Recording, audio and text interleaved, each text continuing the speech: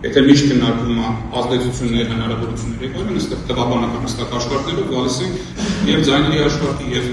ֆինանսական ծախսերի հաշվարկով դա ապացուցելի է։ Իրավական հետևանքը, որը պետք է լիներ, պետք է կենտրոնական հանձնաժողովը ընդունել չհամարել,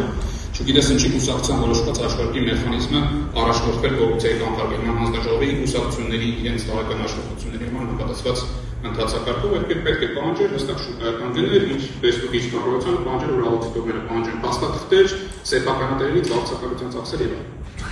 Դա չի արվել, հաշվարկը չի արվել, դուգանքը չի ավելացել, հիմնադրամի ծախսերը ճիշտ չեն գնահատվել։ Դա կենտրոնական դրական հանձնաժողովի պարտականությունն է, որը չի կատարվել։ Պարոն Դիլանյան, ընտրողը նաև լսում է։ Եվ այս 4-5 օրվա ընթացքում լսեց դատավարության մասնակիցների հարցերը եւ դրանց տրված չպատասխանները։